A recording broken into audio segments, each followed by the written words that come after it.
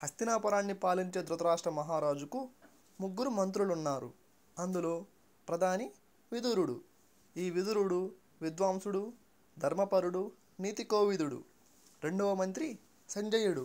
ఈయన రాయబార కార్యాలు నిర్వహిస్తూ నిరంతరం ధృతరాష్ట్రుడి అంతరంగిక సలహాదారుగా కూడా ఉంటాడు. మూడవ మంత్రి కణికుడు. ఈ కణికుడు కూటనీతి కుశలుడు. అంటే మోసంతో, కుట్రలతో శత్రువులను ఎలా నాశనం చేయాలో చెప్పగలడు. అటువంటి కుటిల నీతిపరుడైన కణికుడు తన మహారాజుకు చెప్పిన కథ ఇప్పుడు మీకు చెప్పబోతున్నాను. మహారాజా, అనగనగా ఓ మహారణ్యం.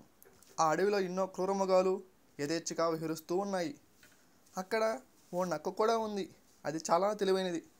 తన పనులన్నీ ఇతరులచే చేయించుకొని తన పని పూర్తి కాగానే వాటిని మోసం చేసి హాయిగా ఈ ఫలాన్ని అనుభవిస్తూ ఉండేది. ఆ నక్కకి నలుగురు స్నేహితులు ఉన్నారు. పులి, తోడేలు, ముంగిస, ఎలుక. వీటితో కలిసిమెలిసి ఉన్నట్టు నటిస్తూ సుఖంగా జీవిస్తున్నది. ఆ రోజులలో ఒకనాడు పిక్కబలిసి నవనవలాడుతూ హాయిగా గెంతులేస్తూ చెంగు చెంగున దూకుతూ పోయే లేడీ నక్క కంటపడింది. ఆ లేడీ ఈ మిత్ర బృందాన్ని దూరం చూసింది. చూస్తూనే వాటికి బహుదూరంగా పారిపోయింది. దాన్ని తినాలని నక్కకు కోరిక కలిగింది. ఎంత ప్రయత్నించినా కూడా దానిని పట్టడం సాధ్యం కాలేదు. బాగా ఆలోచించింది నక్క. మిత్రుల చుట్టూ కూర్చోబెట్టుకొని, స్నేహితులారా, ఈ లేడీ ఎంత అందంగా ఉందో, దాని మాంసం అంత రుచిగా ఉంటుంది. అయితే దాన్ని పరిగెత్తే శక్తి మనకెవరికి లేదు. కనుక దాన్ని చంపడం మన సాధ్యం కాదు. ఇప్పుడు మనం ఒక కుట్ర పన్ని దాన్ని చంపాలి. అప్పుడు హాయిగా దాని మాంసం మనం ఆరగించవచ్చు అని నాలుక చప్పరించింది. అది ఎంత రుచిగా ఉంటుందో చూపించింది. అన్నింటికి నోరూరించింది. ఆ ఉపాయం నువ్వే చెప్పాలి నేస్తం అన్నాయి మిగతా జంతువులు ఆతురతతో. అది కొంతసేపు ఆలోచించి అభినయించింది. అప్పుడు ఆలోచన వచ్చింది నక్కకి. జాగ్రత్తగా విని మీ అభిప్రాయం చెప్పండి అని చెప్పింది నక్క. ఈ లేడీ మెలకువగా తిరుగుతుండడం మనం పట్టుకోలేం. అందుచేత ఇది అలసిపోయి సుఖంగా నిద్రపోయే సమయం కనిపెట్టాలి. అప్పుడు చప్పుడు కాకుండా పాకుతూ పోయి ఈ ఎలుకబావ దాన్ని కాళ్ళు కొరికేయాలి. అదే అదునుగా పులి వెళ్ళి దాన్ని మెడ విరిచేయాలి. అంతే అంది నక్క. దాని తెలివికి ఎంతో ఆనందించాయి. ఆ లేడీ నిద్రపోయే సమయం కోసం ఎదురుచూశాయి.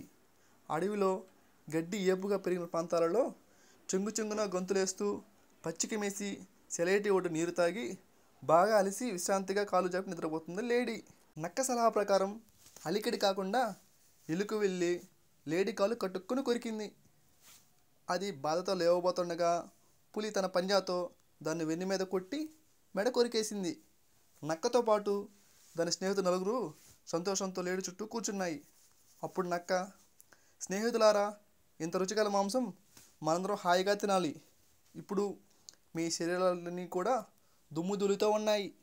అందుచేత ఈ కొండలోయలో సెలయేటికి పోయి స్నానం చేసి రండి.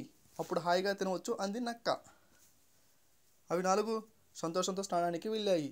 అందులో అందరికంటే ముందుగా పరుగున వచ్చింది పులి ఆ లేడీ మాంసం తినాలని. అప్పుడు నక్క బుటబుట కన్నీరు కారుస్తుంటే చూసింది పులి. నక్క బావా, ఎందుకు విచారిస్తున్నావు అని అడిగింది పులి. అప్పుడు నక్క, ఏం చెప్పను పులి బావా, ఆ ఎలుక లేదు, అది ఏమన్నదో తెలుసా?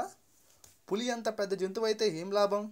నేను కాలు కొరికితే కానీ అది ఏమీ చేయలేకపోయింది. నా తెలివితో చచ్చిన లేడిని తినడానికి వస్తుంది సిగ్గు లేకుండా అని వేళాకోళం చేస్తే నాకు బాధ కలిగింది అంటూ నక్క కన్నీరు విడిచింది. పులికి పౌరుషం వచ్చింది.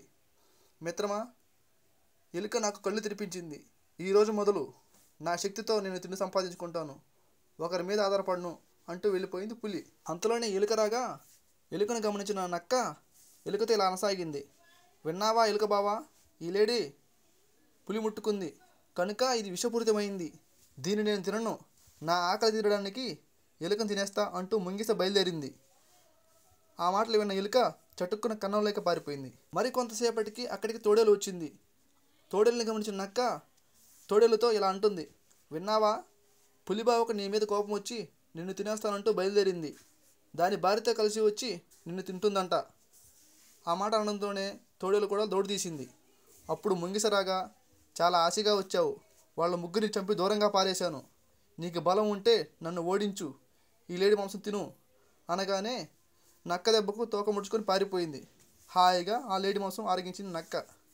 వినారా మహారాజా, తెలివితో వంచనతో మన కార్యాలు చక్కబెట్టుకోవాలి అన్నాడు కనికుడు. ఇదే నీతి కథ. చూశారు కదా, ఇలాంటి కథలు, నీతి కథలు మరియు దేవుని కథలు సంబంధించిన వీడియోస్ మీరు చూస్తున్నట్లయితే, మీకు నచ్చినట్లయితే దయచేసి మన ఛానల్ని సబ్స్క్రైబ్ చేయండి, లైక్ చేయండి. Thank you.